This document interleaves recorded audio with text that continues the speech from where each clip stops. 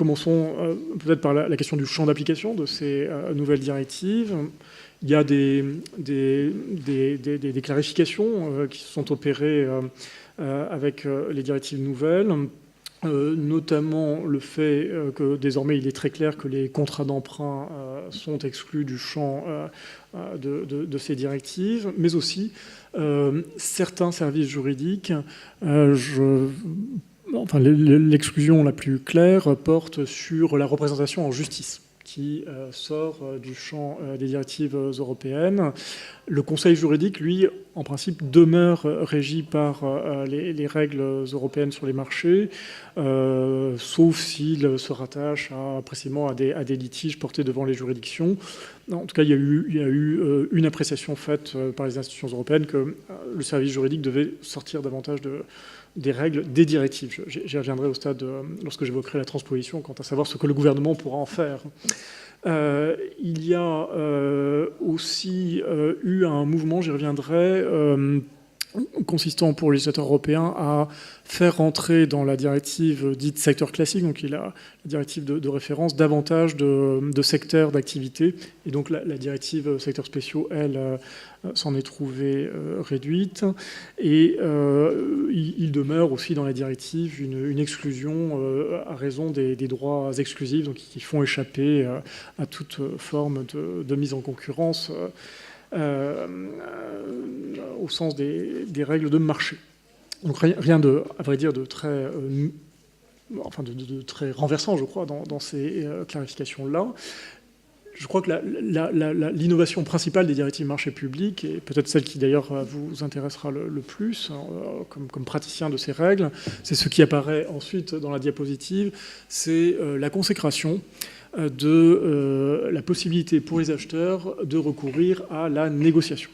Alors on voit par là, donc la procédure concurrentielle avec négociation, ce sont les termes de la directive, des nouvelles directives, devient la procédure de droit commun pour l'acheteur, qui donc, dans la généralité des cas, pourra négocier avec les entreprises certains aspects du marché. On voit d'ailleurs par là que ces nouvelles directives, donc qui sont inspirées, je le disais tout à l'heure, d'un souci de simplification, montrent aussi une sorte de surcroît de confiance des institutions européennes, de la Commission européenne, la première. C'est elle qui a préparé les projets de directives, une sorte de surcroît de confiance des institutions européennes envers les acheteurs. Je m'arrête un instant sur ce point pour souligner que la Commission européenne cherche bien sûr toujours l'intérêt général européen dans la fabrication des règles européennes, et elle est face à une diversité de situations à l'échelle de l'Union en termes d'organisation de l'achat, en termes de profil des acheteurs. Et en 2004, la France faisait partie des États qui recommandaient vivement de laisser plus de souplesse aux acheteurs à travers la négociation. Mais à l'époque, la Commission avait considéré qu'il n'y avait pas suffisamment de maturité à l'échelle de toute l'Union pour aller jusque-là, et pour dire les choses autrement, que le risque était trop grand à laisser les acheteurs avec ce type de souplesse.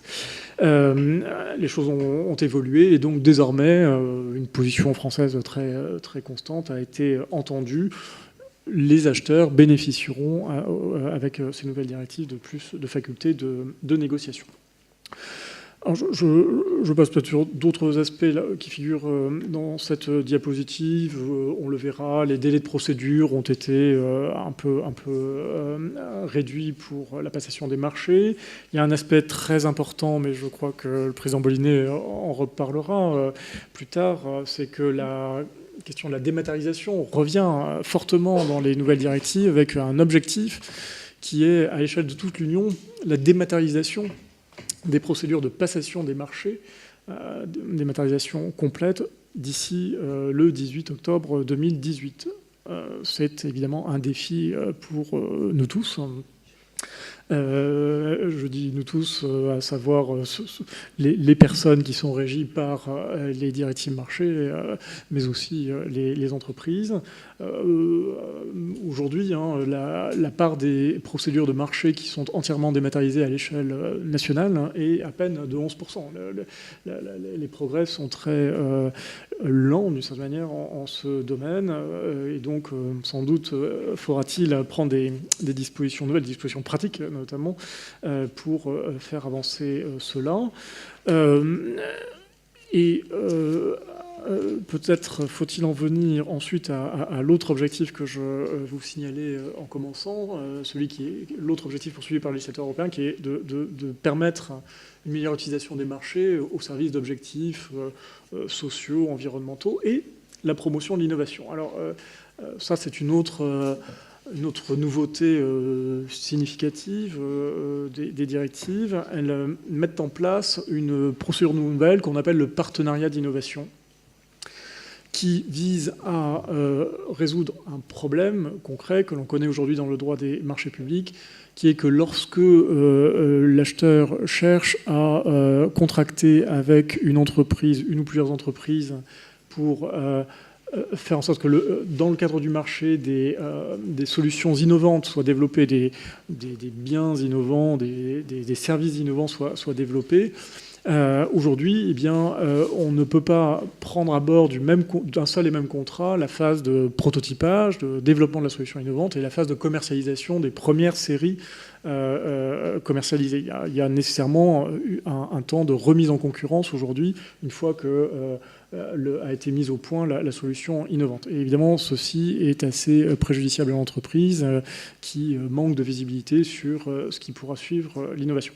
Et cette procédure donc, du partenariat d'innovation permet de couvrir d'un seul tenant, par la voie d'un seul et même contrat, la relation entre l'acheteur et une ou des entreprises, car le contrat peut comprendre plusieurs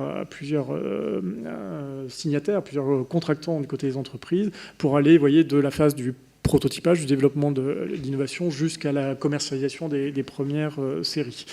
Et j'y reviendrai, mais sachez-le, dès à présent, c'est une mesure qui a déjà été intégrée dans notre droit depuis le 1er octobre dernier. Je poursuis simplement pour donc balayer, disons, l'utilisation des marchés publics au service des différentes politiques publiques, pour vous dire que le législateur européen a souhaité consacrer clairement la possibilité d'utiliser les marchés au regard d'objectifs sociaux et environnementaux. Alors, il ne l'a pas fait, si j'entre un peu plus dans l'année juridique, de manière radicalement nouvelle. Dans l'évolution de la jurisprudence ces dernières années, on a vu clairement apparaître l'idée que ces critères sociaux et environnementaux peuvent être maniés dès lors qu'ils ont un rapport, ils sont en lien avec l'objet du marché. Et en substance, c'est quand même ce que nous disent à nouveau les directives européennes. Mais les choses sont dites très clairement, ce qui est déjà un avantage en termes de sécurité juridique. Par ailleurs, dans le champ environnemental, apparaît aussi explicitement la notion de cycle de vie du produit, qui aidera certainement à travailler à des formes d'achat durables, donc qui prennent en compte, voyez, l'ensemble des phases de la mise au point d'un bien, d'un service.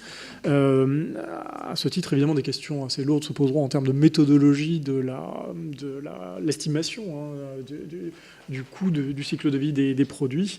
Des actes délégués de la Commission européenne doivent encore nous préciser comment appréhender cette notion. On trouve, sans surprise, dans les directives également des instruments de lutte contre les offres anormalement basses, mais là encore, je le dis honnêtement, enfin, je crois que c'est la confirmation de règles que l'on connaît déjà aujourd'hui, avec l'obligation, dans le code des marchés publics, pour l'acheteur en tout cas d'enquêter sur les offres qui lui apparaissent anormalement basses et, le cas échéant, l'obligation de les écarter. En revanche, ce qui est peut-être un peu plus nouveau, c'est qu'il y a une forme d'extension des possibilités de réservation des marchés à des entreprises du champ de l'économie sociale et solidaire, en particulier les entreprises employant des personnels handicapés ou des personnes défavorisées.